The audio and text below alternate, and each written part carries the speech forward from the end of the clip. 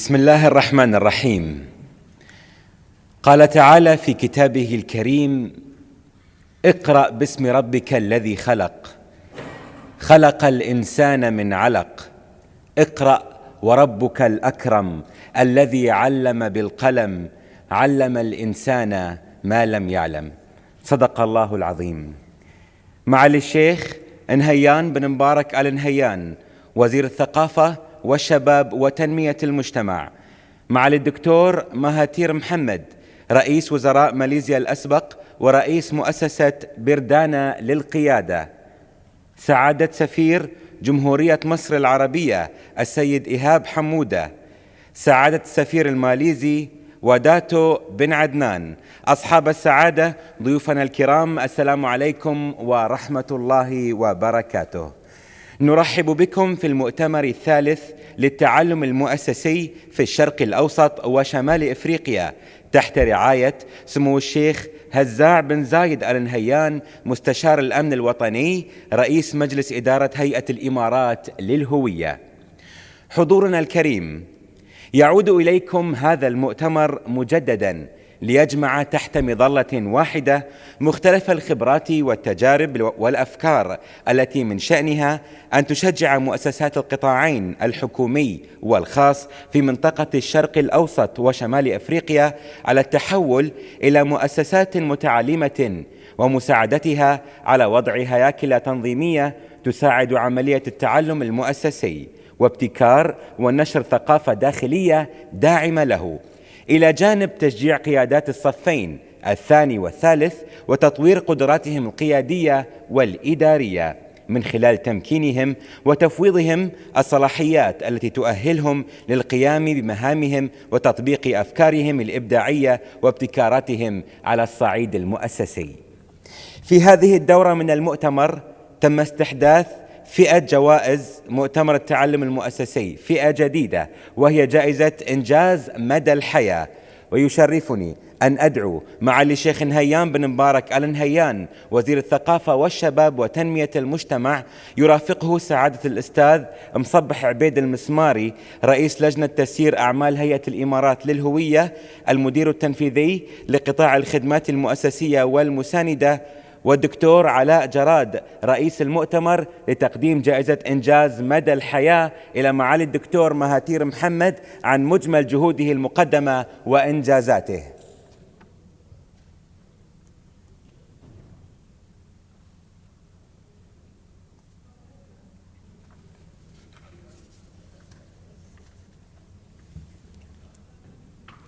معالي الأستاذ محمد المر، رئيس المجلس الوطني، يرافق معالي الشيخ نهيان بن مبارك آل نهيان أيضا، وفليتفضل الدكتور مهاتير محمد، رئيس وزراء ماليزيا الأسبق ورئيس مؤسسة بردانا للقيادة.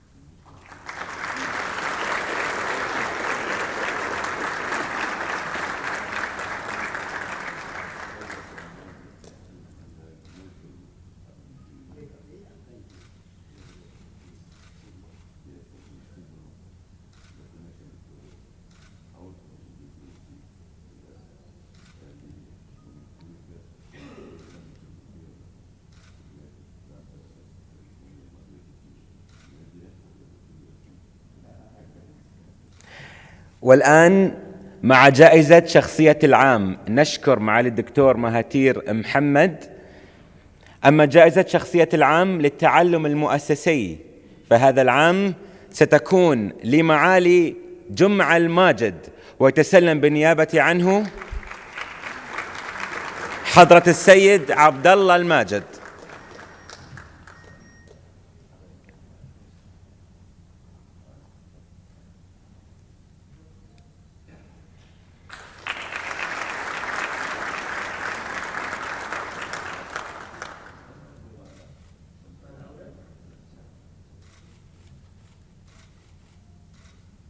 معالي الشيخ نهيان بن مبارك آل نهيان وزير الثقافة والشباب وتنمية المجتمع، شكرا على الحضور وتكريم الشخصيتين لهذه الدورة من المؤتمر.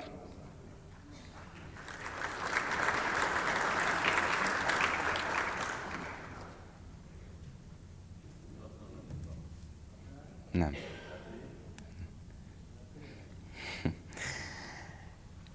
اسمحوا لي الآن أن أدعو سعادة الأستاذ مصبح عبيد المسماري رئيس لجنة تسيير أعمال هيئة الإمارات للهوية، المدير التنفيذي لقطاع الخدمات المؤسسية والمساندة، ليلقي كلمة هيئة الإمارات للهوية، فليتفضل مشكورا.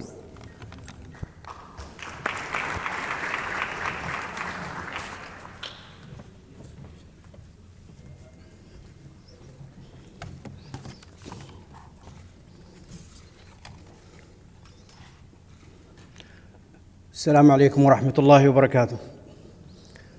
بسم الله الرحمن الرحيم. الحمد لله والصلاة والسلام على رسول الله.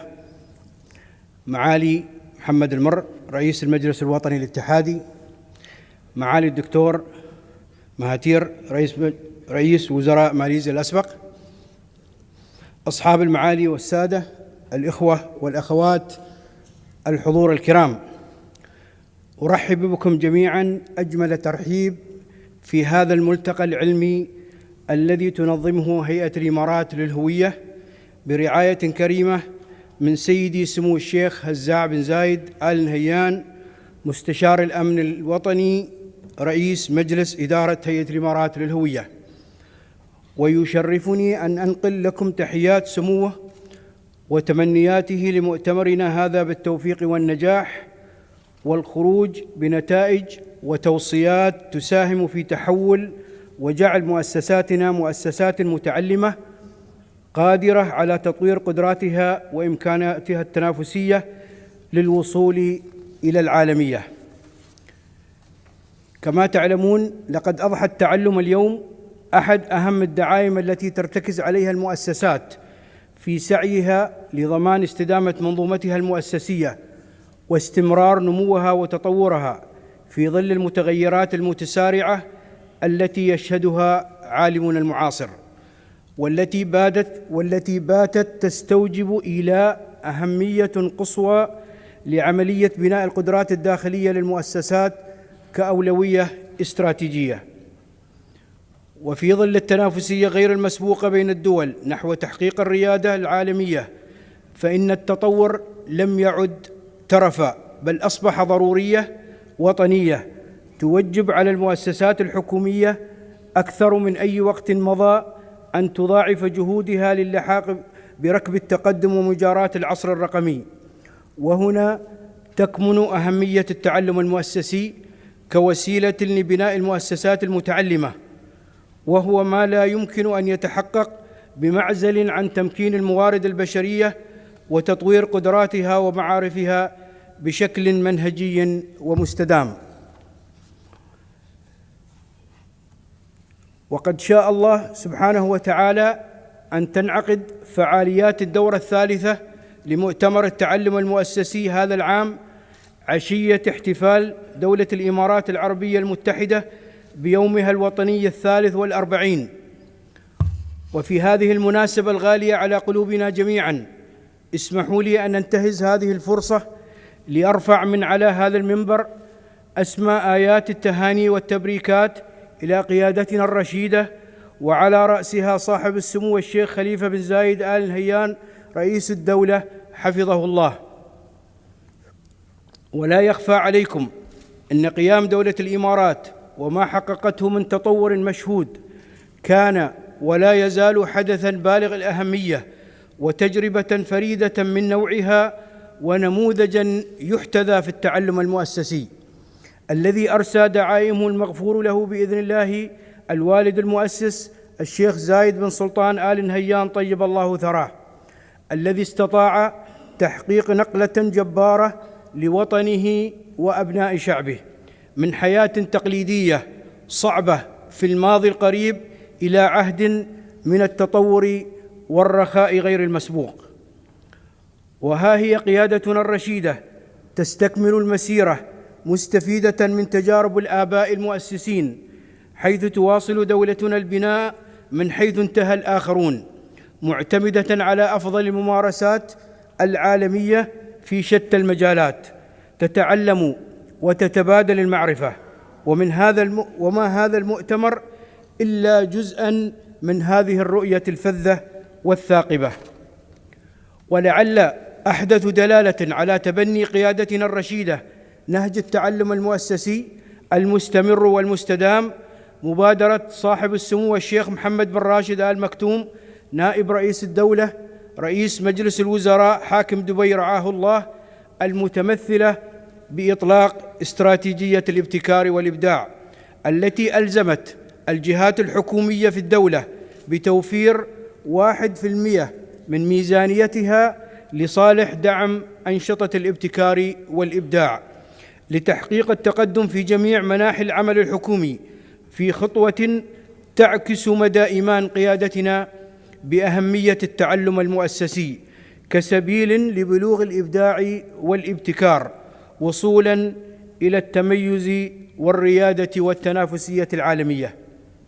وفي الختام، نتمنى أن يسهم مؤتمرنا هذا في تعزيز تحول مؤسساتنا الحكومية على مستوى الدولة والمنطقة إلى بيوت خبرة وتعلم وتعليم، لتغدو مؤسسات غير تقليدية، أو بالمعنى الأصح مؤسسات ذكية تخدم حكومات المستقبل التي تتلخص وظيفتها الأساسية في إسعاد المجتمع وفق رؤية قيادتنا الرشيدة. كما نتمنى أن يسهم مؤتمرنا هذا في التشجيع على تبني مفهوم التعلم المؤسسي في مؤسساتنا الحكومية كخيار استراتيجي وكوسيلة لبناء قدرات رأس مالها البشري لتتمكن من تحقيق مستهدفاتها في إطار الابتكار والإبداع. أشكركم على حسن الإصغاء، مع تمنياتنا لمؤتمرنا هذا بالنجاح وتحقيق الأهداف، كما نتمنى لكم طيب الإقامة في بلدكم الثاني دولة الإمارات العربية المتحدة. والسلام عليكم ورحمة الله وبركاته.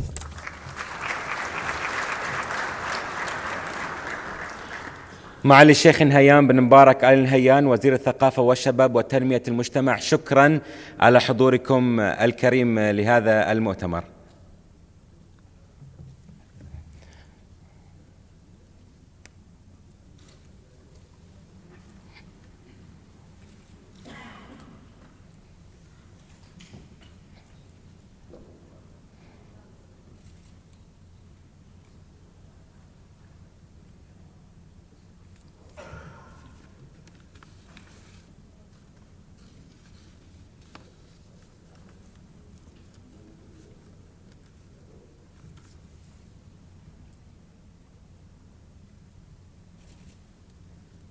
نعم،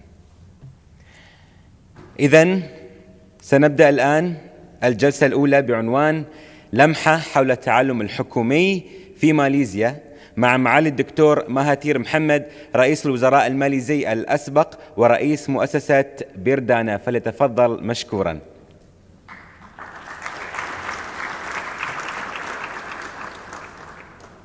بعد الجلسة سيكون المجال مفتوح للأسئلة والأجوبة.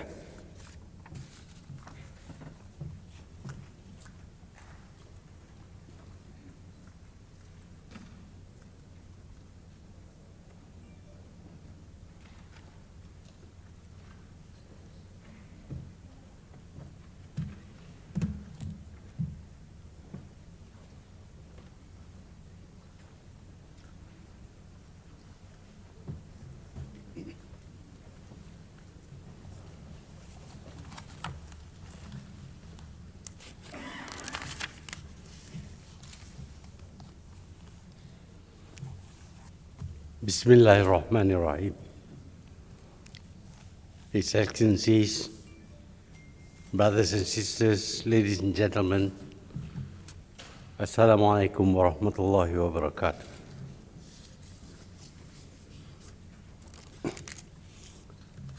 Firstly, I would like to thank the organizers, the Emirate Identity Authority, for this invitation to speak on the insights of Malaysia's learning experience on government. Today's government have to deal with a million things. Therefore, I will not be able to cover everything about governance, but I am prepared to answer questions on any issue I have not covered or on the ones I have covered. Ladies and gentlemen, brothers and sisters, Malaysia was formerly a British colony where the British advisors ruled and the Malay rulers did not. They are required to obey the advice of the British advisors. British rule was authoritarian and undemocratic, but so was the rule of the Malay feudal rulers before the British, who went by the titles of Raja or Sultans. They too were undemocratic. British opened the country to Chinese and Indians immigration, making it multiracial and multi-religious. But the races were segregated so that they never met each other or the native Malays. The Chinese live in the towns, the Malays remain rice farmers and fishermen, and the Indians work in the rubber estates.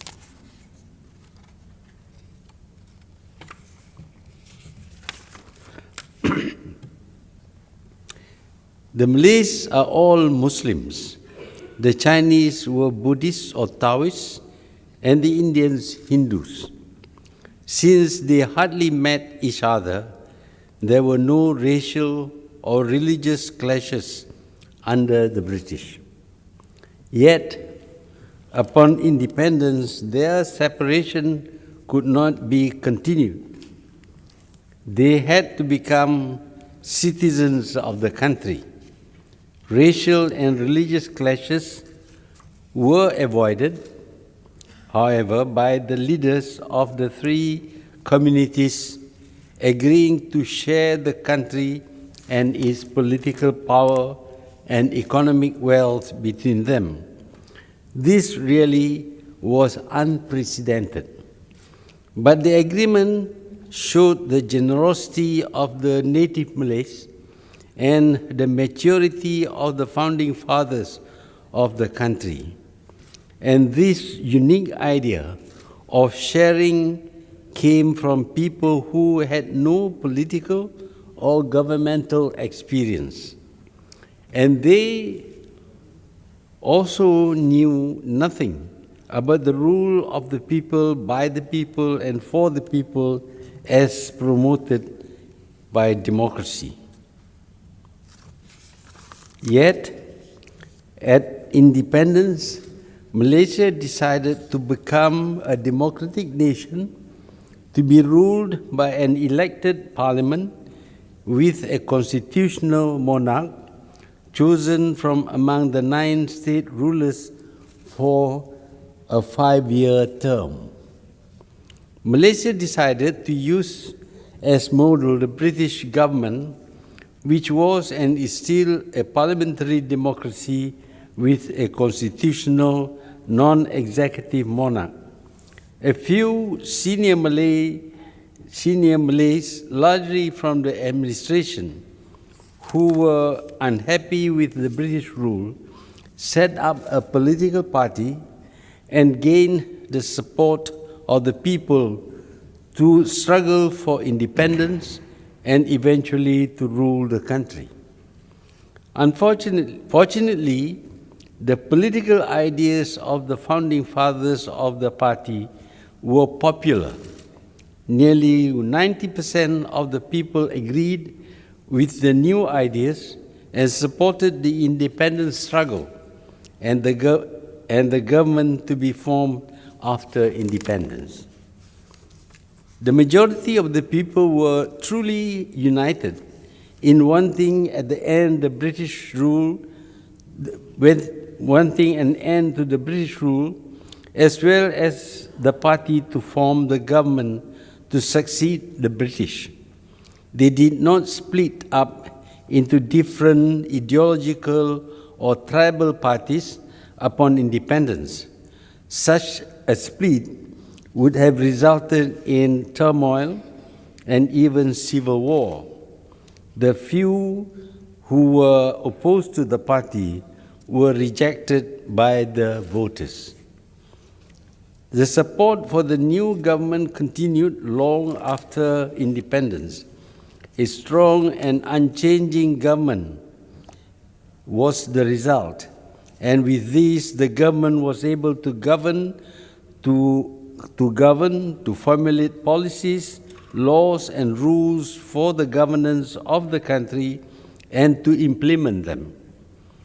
This is important as changes of government and policies are disruptive and obstruct development. To some extent, we continued the British administrative system, and we fought a war of independence. Had we fought a war of independence, then the fighters would want to rule the country. Fighters are good at fighting, but administering a country is not the same as fighting a guerrilla war or of liberation. Since we did not fight a war, the people who took over the administration were those who had served under British officers in the colonial government. It was not too difficult for them to take over the job of the departing British bosses. The administrative machinery was practically intact and was able to provide good administration. The transition was smooth, although not so dramatic or thrilling as when the liberation is through armed fighting. The first elected government was also led by people familiar with administrative proceedings and the role of governments. They knew the rules and laws and the extent of their authority. The old laws were maintained until such time when they became redundant and are replaced with new laws.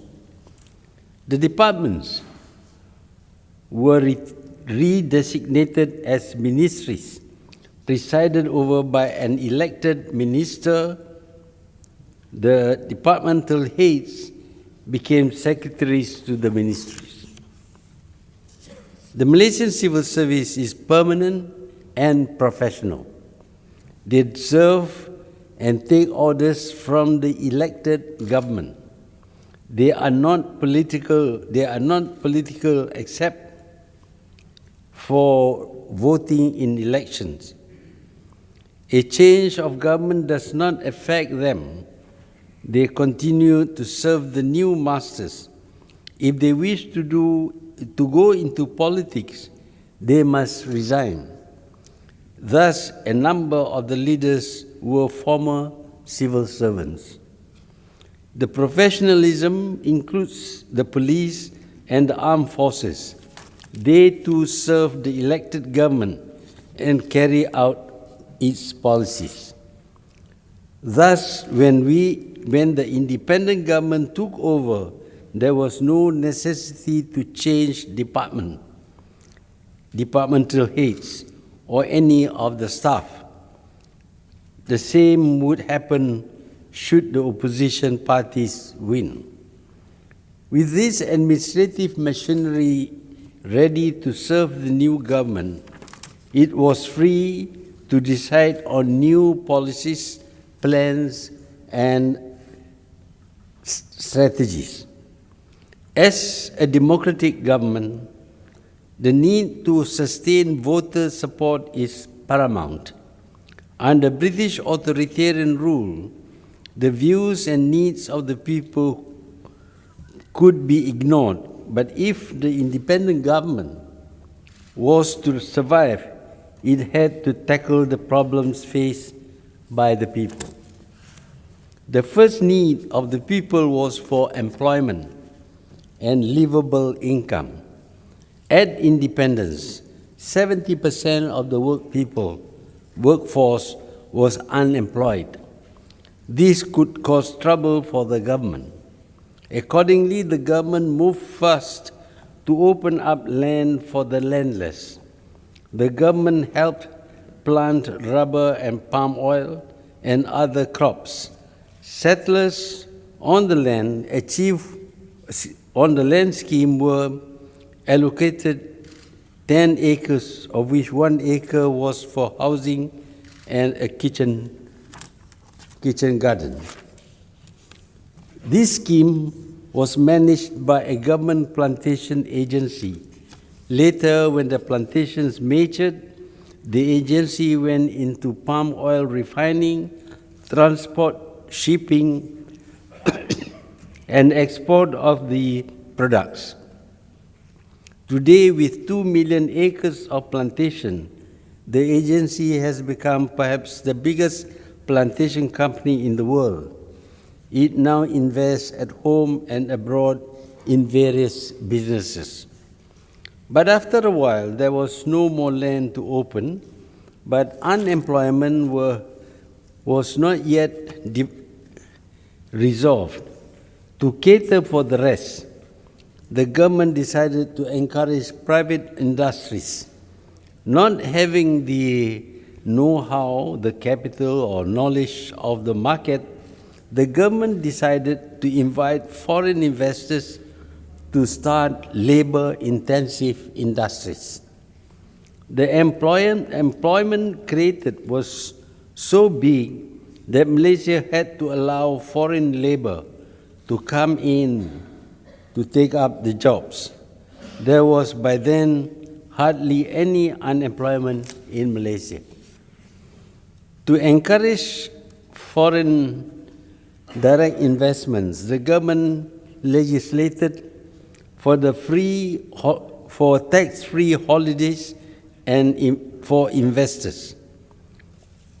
Open up industrial parks provided with electricity and water supply and roads to the commercial centers, the ports and the airports.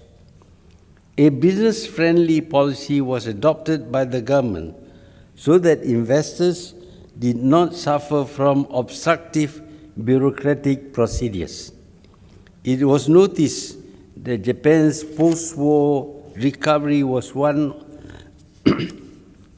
due to close relationship between the government and the private sector. Japan was condemned for what was labeled as Japan Incorporated. We saw nothing wrong in the good relation between government and the private sector.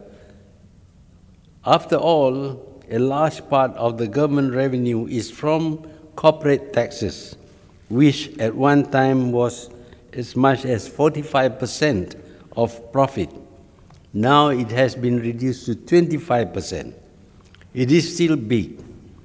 The more profit the companies make, the more tax the government would collect. So when government helps private companies to make profit, it is actually working for its share of the profit. And that profit contributes towards salaries for the civil servants. Accordingly, we adopted Japan's policy and call ourselves Malaysia Incorporated. With full employment, the people's expectation of a better life increased. They want better pay and better standards of living. We noticed that in Europe, higher wages for workers was due to strikes by unions. The strikes damaged the industries and increased the prices of their products. Their high-priced products eventually lost to the products of Japan and Korea and now China. Increases of pay may be good for workers, but they are not good for business. We needed to increase pay for our workers, but not through strikes. The pay increases must be through higher productivity. For this, our workers must be better educated and trained. Accordingly, the government allocated almost 25% of the annual budget to education and training. Malaysians were sent all over the world to be trained in all the professions and to acquire necessary skills. At home, new universities were started along with training institutes. With the availability of better educated and trained workers, we encourage high-tech and high-value-added industries. The workers enjoy higher incomes without losing the competitiveness of their products in the market. The rise in income increased the purchasing power of the people. New businesses were started, and the construction industry grew to provide housing, offices, and business premises.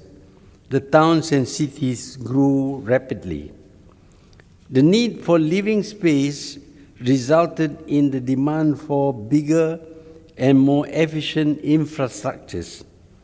Roads and expressways were constructed, crisscrossing the whole country, thus facilitating movements of people and goods.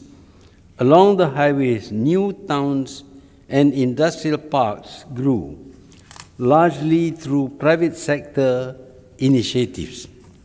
Transportation improved further with the double tracking and electrification of the railway lines.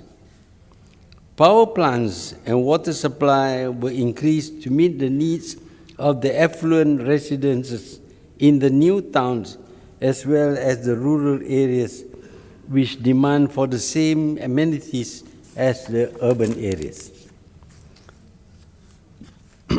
The government legislated new laws to govern new businesses and other activities.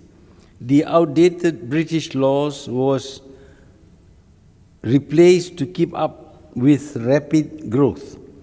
The restrictions which stood in the way of business development were removed and replaced with new rules, procedures, laws, and practices.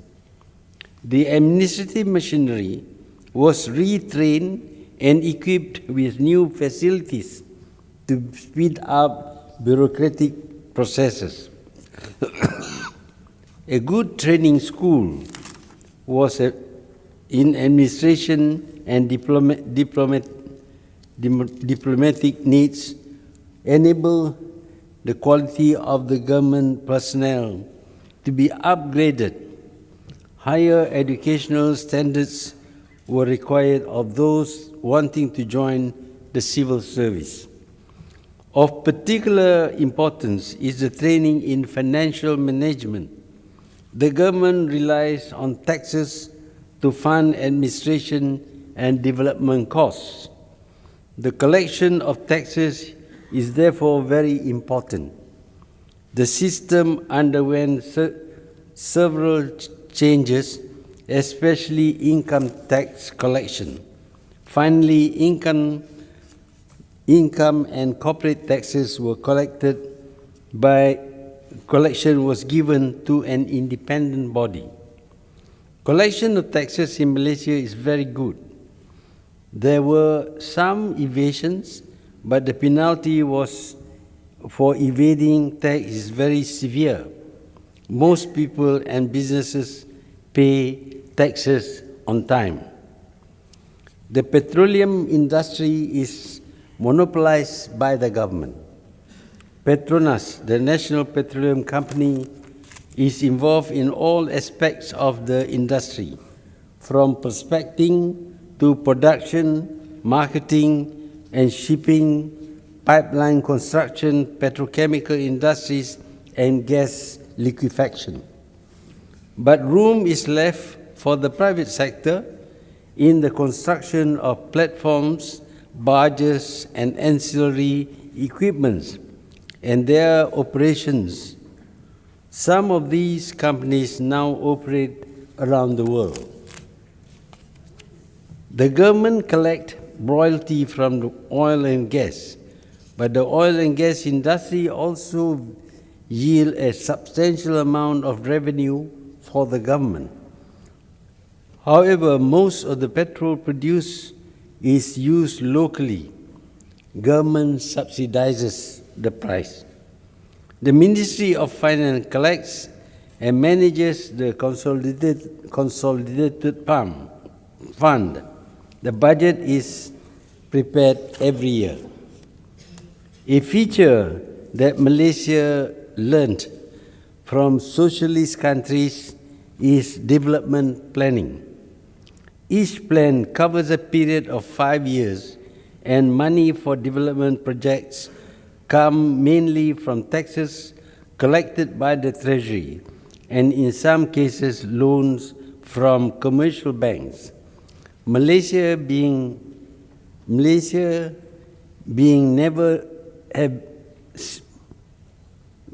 never received financial aid from powerful countries.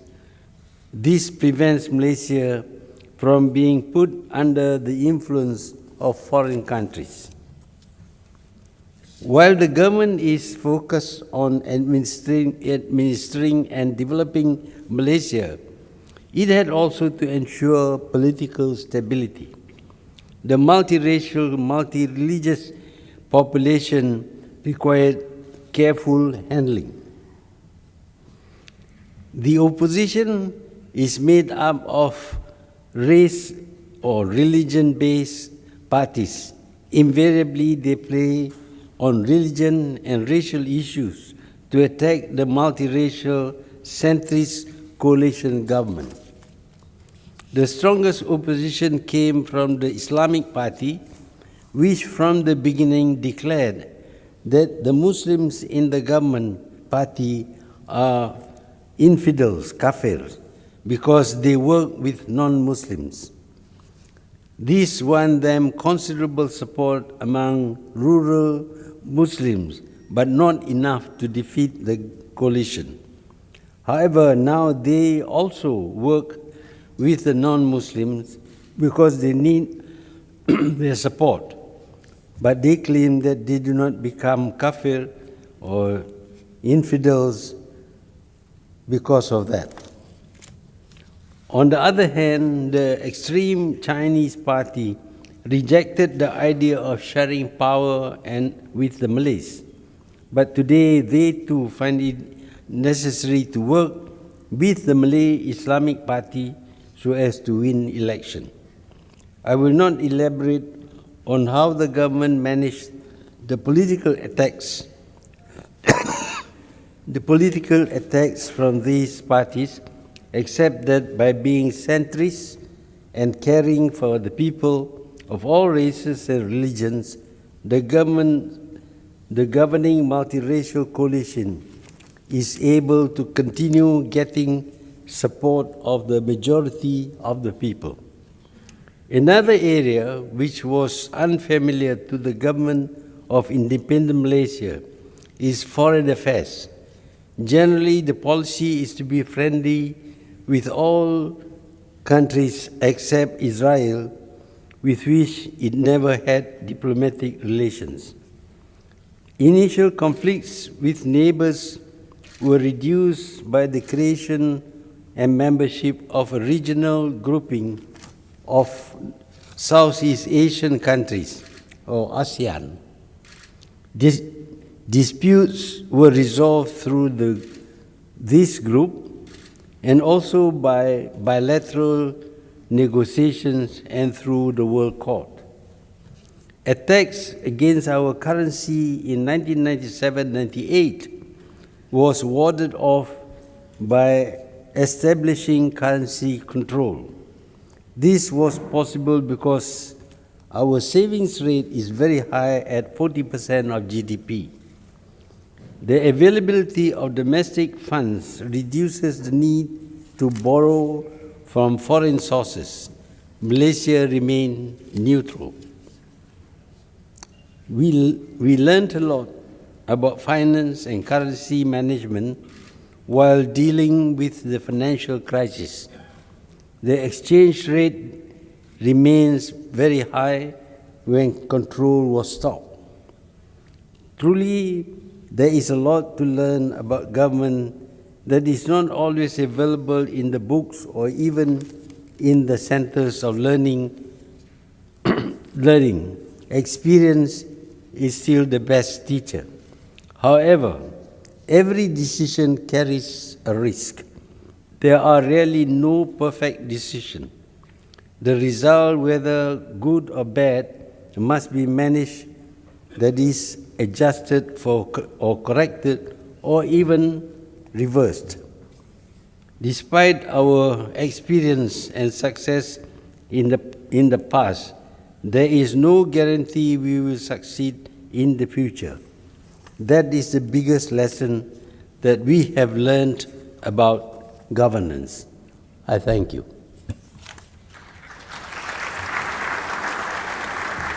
إذن لدينا أقل من 15 دقيقة لطرح الأسئلة على معالي الدكتور ماهاتير محمد رئيس وزراء ماليزيا الأسبق، ونرجو من السادة الحضور عدم المداخلات أو التعليق، فقط الأسئلة وباختصار شديد. لدينا أقل من 15 دقيقة.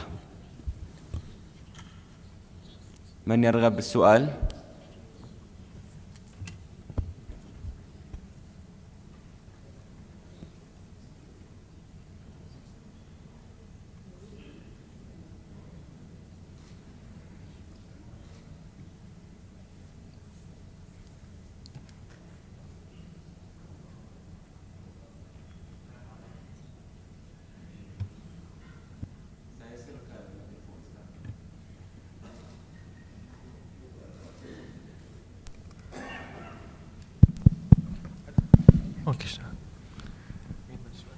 Hello. I would like to thank the speaker for his vast experience that he gave to us today. Actually, I come from an academic institution, and I wonder if the Malaysian government at one stage gave a role. You cannot hear me. يسمعك، هو يسمعك وحط سماعة الترجمة. Okay. I'm speaking in English anyway. What I want to know actually is what was the role of the academic institutions in the organizations of Malaysia? The role of the academic institutions. Yes. What I mean, did the organization or the government invested any projects in the academic institutions?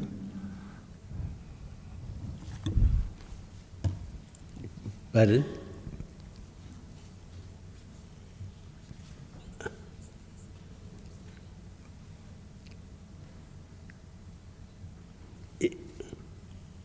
The first question was about the academic institutions.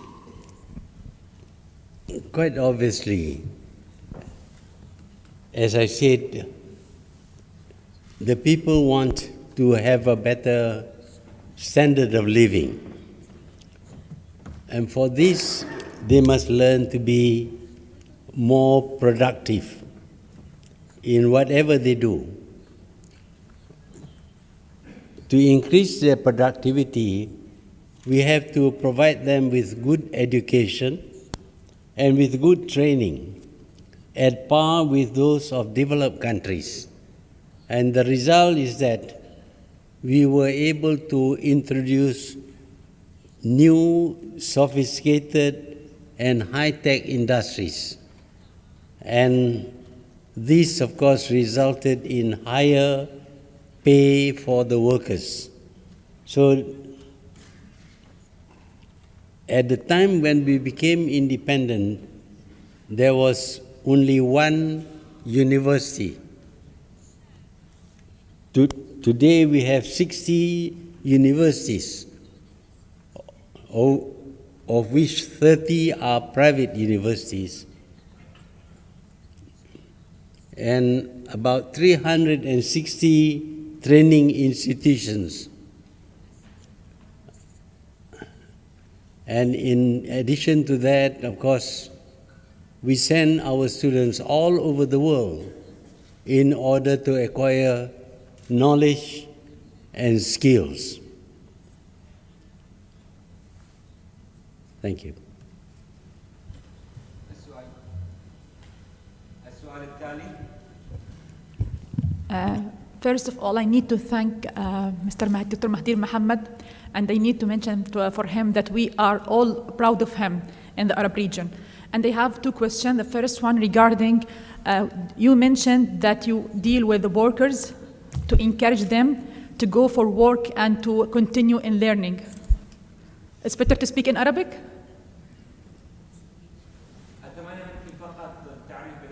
Okay, I'm Ghada Amir, Vice President of Arab Science and Technology Foundation, and I'm Professor of Electrical Engineering. Okay? Yes, اوكي يعني اتكلم عربي ولا انجلش يعني هو اذا هو لما يحب السماعه عربي انجليزي يتشوش خلاص اتكلم عربي احسن. اوكي اول حاجه السلام عليكم ورحمه الله وبركاته. انا احب ان انقل لك فخرنا واعتزازنا بوجودك معنا. انا عندي سؤالين. السؤال الاول هو بالنسبه للعمال في المصانع. حضرتك تفضلت وقلت ان انت عملت وضع استراتيجيه معينه عشان تبطل او توقف موضوع الاضرابات وتدخلهم في منظومه التعليم المستمر والتدريب عشان يطلع المنتج باحسن كفاءه.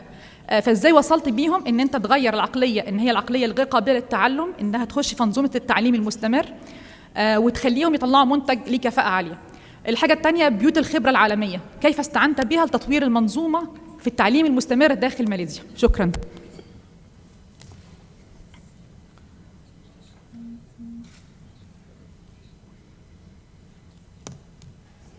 Well, with regard to the workers, what we did was to be very close to them. The government gets to know all the union leaders and speak to the union members all the time. And we explain to them that if they go on strike, and sometimes if they damage the industry, they will have to pay the price, because people will not invest and people will not expand on their industries. We pointed out that in Europe, whereas before they were very, very productive, they lost their high productivity because workers continuously strike for even minor reasons. It is true that their pay went up, but the quality of their products and the cost of their products went up very high. And when the Japanese and the Koreans come into the market, they were not able to compete with the Japanese products or the Korean products. In the end, their industries have to practically close down and workers became unemployed. So we pointed out these things to the workers, and they agreed with us that if possible, they should not go on strike, but they should negotiate. And the employers, on the other hand, must listen to their workers and see what is reasonable and accept the demands which are reasonable. So that way, the conflict or the bad relation between workers and employees were much reduced. And it is very seldom in Malaysia that you see strikes. Also, although it is legal for them to go on strike.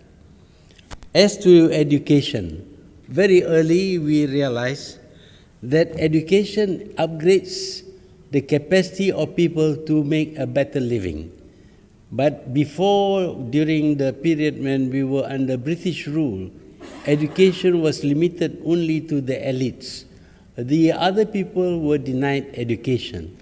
It stands to reason that if we educate our people, then their capacity to better themselves would be greater.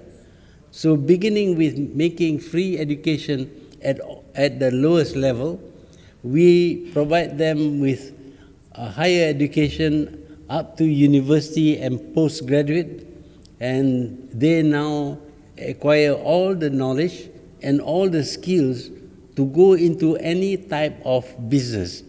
And because of that, they earn more money, and of course, they contribute also to the growth of the wealth of the country through taxes and through their products. Thank you. السؤال القادم اللي يحب يشارك بس يرفع ايده هني استاذ في الخلف في البداية في البداية.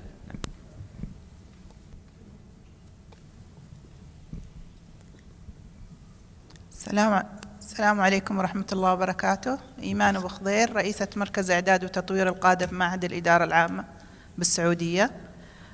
دكتور مهاتير محمد، أحب أشكركم على المعلومات القيمة التي سمعناها في حديثكم اليوم. سؤالي: هل بالإمكان إلقاء نبذة مختصرة جدا عن الاستراتيجية التي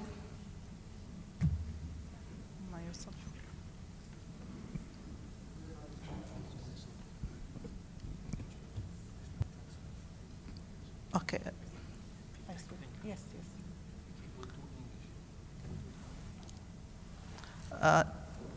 Dr. Mahathir Mohamad, I would like to thank you for your speech this morning. Also, I would like to ask you if you just give us a brief information about the strategy that the Malaysian government used to face the high unemployment rate. The what? The high unemployment rate. Unemployment, yes, okay. Yeah. Thank you. Thank you. Well, as I stated just now, that was the first problem we were faced when we became independent. 70% of the workforce had no jobs, were not earning anything. Our first move was to open up land. We settled people on 10 acres of land where we grew rubber and palm oil, cocoa, and other agricultural products. But land was limited. After some time, we had no more land, and we had to change to industry. But we have no knowledge about industry, no capital, no understanding of the market. So we decided that we should invite foreign investors to come to our country only to have industries which are labor intensive, which will create jobs for our people. Of course, we have to make the country very attractive to the foreign investors. And they came in large numbers, and they created so many jobs that we didn't have any more workers to work in their factories. We had to allow foreign workers to come and work in their industries. That is how we overcome unemployment. But later on, the expectations was greater. They want to have more income, so we have to train them so that they can work in high-tech industries, in more sophisticated businesses. There is practically no unemployment in Malaysia. Thank you. آخر سؤال هذا راح يكون آخر سؤال من الأستاذ. لديك ميكروفون فقط، اضغط على السبيكر أمامك. أستاذ لو بس تضغط على زر السبيكر أمامك.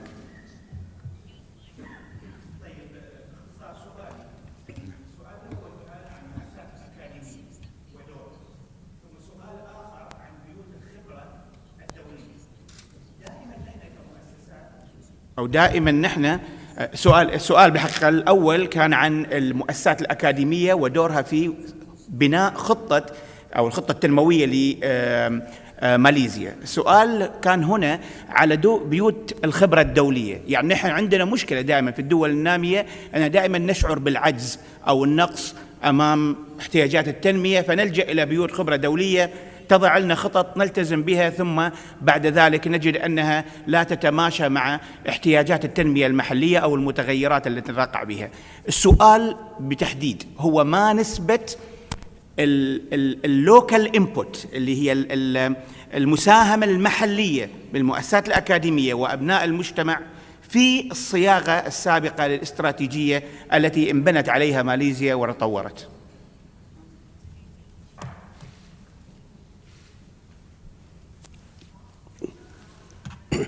Well, to start a new academic institution, of course, is quite difficult because we do not have the teaching personnel. We have to train these people. So the primary graduates from the universities were sent abroad to learn to become lecturers in the universities. At the same time, for certain universities, we have a twinning arrangement with a foreign university, where they do the first 2 years in the country and finish the third year in the foreign country, in a foreign university, getting the degrees from those universities. But now we have enough trained personnel so that we can man the universities by ourselves. Very few foreign teachers are now in Malaysia. We use 2 teaching mediums, one in Malay, the other one is in English, and the English language universities are accepting students from all over the world. Malaysia today has become an educational center where some 100,000 foreign students study in Malaysia in various fields. So the teaching institutions in Malaysia today are adequate. Nevertheless, we send a lot of our students to the premier universities all over the world. Now, with regard to development planning, as I said just now, we adopted the socialist way of planning, 5-year plans. We also have long-term development plans of 30 years. So with every 5 years, we launch a development plan for the next 5 years. And this, of course, is focused largely on infrastructure, building roads, water supply, electricity, airports, ports, and other amenities for the people. Now, when we build a road, all along the road, there will be development because communication now becomes easy. So the towns have now expanded very much. For example, when we became independent, Kuala Lumpur had a population of 300,000 people. Today, Greater Kuala Lumpur has a population of 7 million people, and the roads and infrastructure are adequate for this very big population. These are all due to government planning, and of course the private sector is given some incentive in order to develop according to the government plan. But today they don't need any incentive because all this development gives them a lot of returns, a lot of profits. So that's how the government gives direction and plan for the development, and the private sector takes on this plan and put in their capital in order to achieve the target and the plan set by the government. Thank you. بما أن هناك دقيقتين فيمكنني أن أخذ آخر سؤال.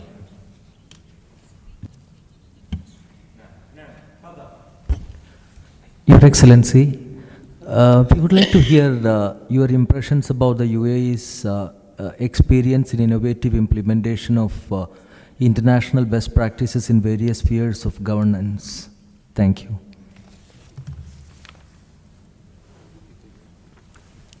Sorry, I No, the question was about your impressions about the UAE's experience in implementing international best practices in various spheres of governance. The UAE, your impression about the UAE experience in applying the best practices. Yeah, best practice. Yes. Yeah. Well, thank you very much. I think the first thing that happens in this region is that the small states in the Gulf decided to work together to form a kind of cooperation between them. This immediately strengthens their position and enables them to do things on a scale that is necessary today. That is the best step that has been taken by the Gulf cooperation. And as you know, in my part of the world, we formed the ASEAN group of 10 countries in Southeast Asia. And this eliminates conflicts between us, reduces the conflicts and helps us to resolve problems between us through simple negotiation and not through confrontation. Then, of course, I noticed that the UAE, like Malaysia, has looked around for models of development which could be adopted and which are suitable for UEA. And I think these models have has contributed much to the development of UEA. For example, I noticed that some have chosen to become financial centers, some have chosen to open up the country for industries, and to pick what is suitable for each of the states in the UEA. So I think this is a very good move indeed, and I'm sure just as ASEAN has managed to benefit from coming together, the states in the Gulf also would benefit from this kind of cooperation. Thank you. Thank you, Your Excellency. شكرا لمعالي الدكتور مهاتير محمد رئيس وزراء ماليزيا الأسبق ورئيس مؤسسة بردانا للقيادة. Thank you very much.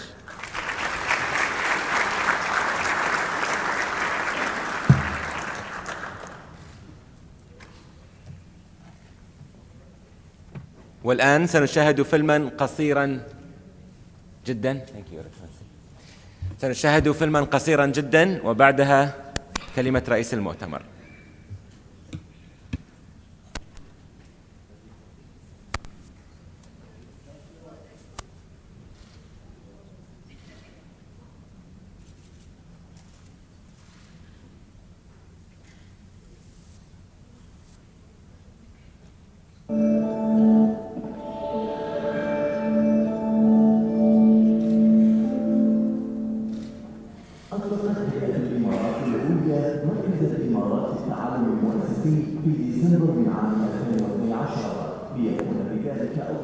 متخصص في نشر ثقافة التعلم المؤسسي ومفاهيمها وممارستها على مستوى المنطقة. وتهدف الهيئة من خلال المركز إلى تقديم الدعم والمشورة في مجال التعلم المؤسسي للمؤسسات الحكومية الساعية لتحقيق التميز وتطبيق أفضل الممارسات العالمية في مجال عملها وتطوير إمكانات ومعارف الكوادر البشرية المواطنة والارتقاء بقدراتهم الجماعية باعتبارهم محور اهتمام قيادة الدولة في مسيرتها نحو الريادة. ويعمل المركز على تحقيق 5 أهداف استراتيجية هي: أولاً المساهمة الفاعلة في تحقيق الأهداف الاستراتيجية لهيئة الإمارات للهوية. ثانياً تقدير جهود الأفراد والمؤسسات التي تستثمر في التعلم. ثالثاً نشر وتعزيز ثقافة التعلم المؤسسي والإبداع داخل وخارج الهيئة. رابعاً المساهمة في التنمية المستدامة وإيجاد حلول للمشكلات المعاصرة من خلال البحث العلمي. خامساً إعداد كوادر وطنية متخصصة في مجال التعلم المؤسسي والإبداع. ويعكف المركز على تنظيم ورش عمل دورية تستهدف الباحثين في مجال التعلم المؤسسي والمؤسسات المتعلمة، كما يخطط لإصدار مجلة دورية متخصصة تساهم في التعريف برسالته وأهدافه وفي نقل وتبادل الخبرات والمعارف في هذا المجال الإداري الحديث. وينظم المركز العديد من الفعاليات في مقدمتها مؤتمر التعلم المؤسسي الذي يعقد سنويا في الإمارات بحضور مجموعة واسعة من الخبراء والمسؤولين على المستويين المحلي والعالمي. كما أطلق المركز الجائزة الدولية للتعلم المؤسسي عام 2013 بهدف تعزيز ثقافة التعلم المؤسسي وتشجيع ممارساتها على المستويين المحلي والدولي من خلال تكريم المؤسسات والأفراد الذين يحققون إنجازات متميزة في هذا المجال. إن تبني هيئة الإمارات للهوية مفهوم التعلم المؤسسي يأتي في سياق أهدافها الاستراتيجية ودعم جهود حكومة الإمارات لتعزيز مسيرة التميز الحكومي نحو تحقيق رؤية الإمارات 2021 الرامية إلى جعل الإمارات في مصاف الدول الأكثر تقدماً.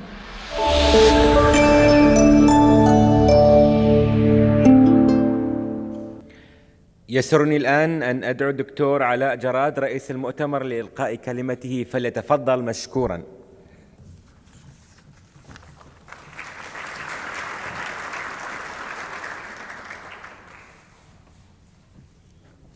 السلام عليكم ورحمة الله وبركاته، ونرحب بكم جميعا وكل عام وأنتم بخير بمناسبة العيد الوطني 43 لدولة الإمارات العربية المتحدة.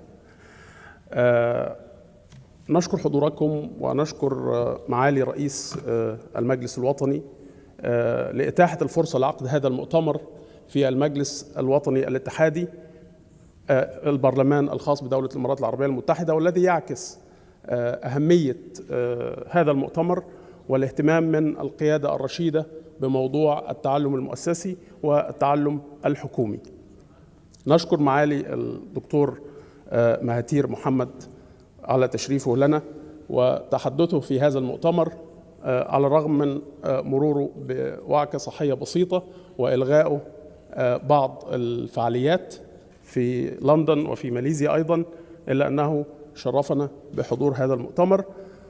ونشكر أيضا السادة الأفاضل أعضاء مجلس إدارة هيئة الإمارات للهوية والسادة الضيوف ومعالي الدكتور رفعت الفعوري مدير عام المنظمة العربية للتنمية الإدارية وجميع السادة والسيدات الحضور. It is very difficult to talk after His Excellency Ton Mahathir Mohamad. It's not easy job, either I'm a brave or insane to talk after Dr. Mahathir. However, I'll try to make a quick talk about learning, which is the presentation of the conference in our first run of this conference. The first topic, or the first year when we organized this conference, it's time to learn. This was the theme of the conference. This year, and the second year was connecting the dots. We tried to link the dots between management practices. This year, the theme of the conference is swimming with crocodiles. And the notion here that learning implies risk. So learning is a risky process. It's not easy to learn. There is risk, there is ambiguity, so it is not an easy job for us to learn. However, we try to be brave and try to learn.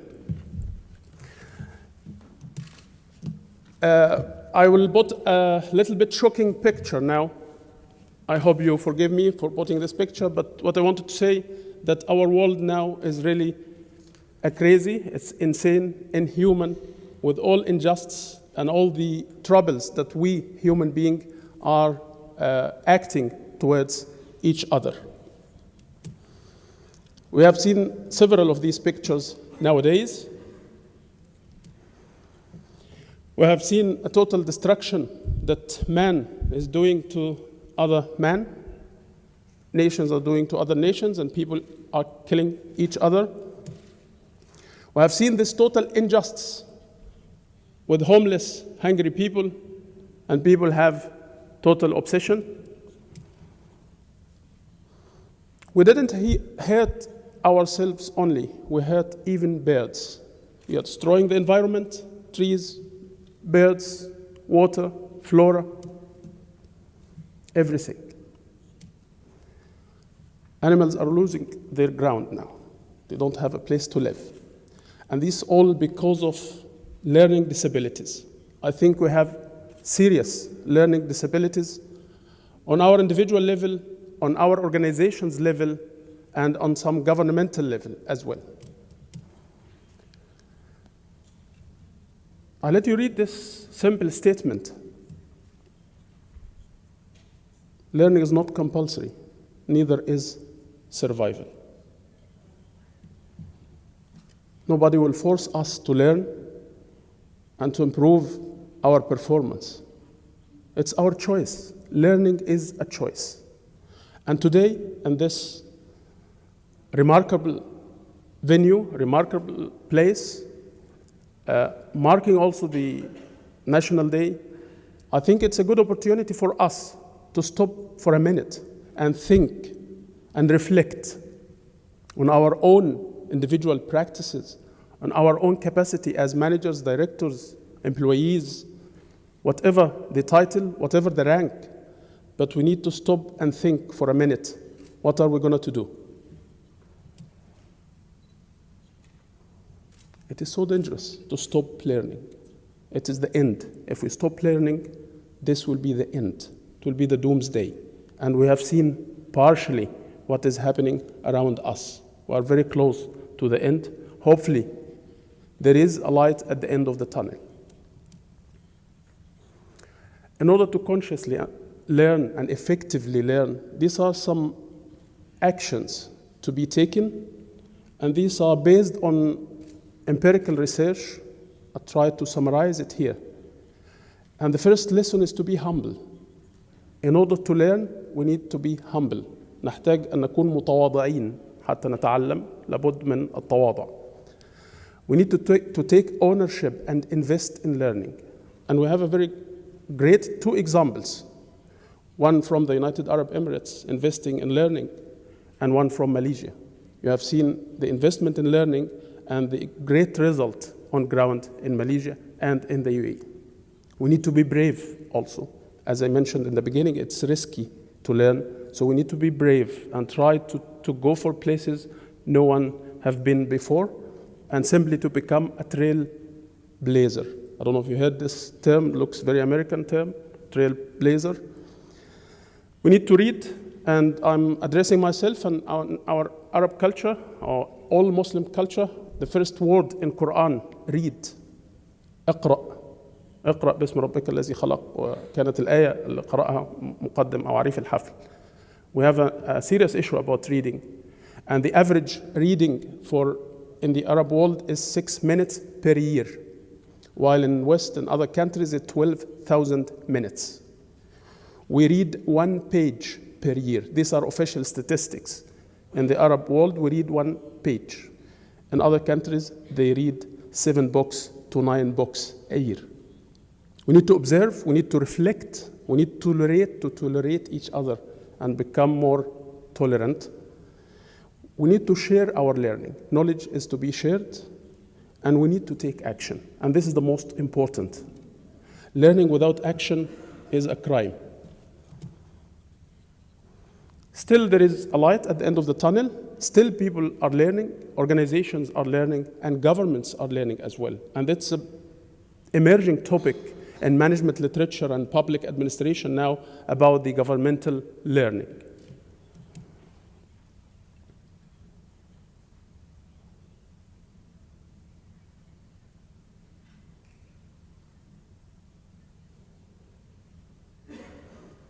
I think if we reflect on this quote by Mahatma Gandhi, I'm quite sure some names will come to our minds.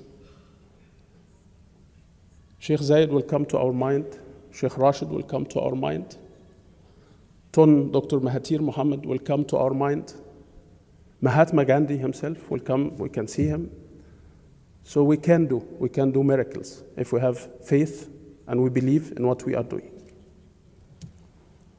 I quote this from Dr. Mahathir's book, Doctor in the House, about Malaysia. And I relate this to learning. This happened because of learning, active, actionable learning.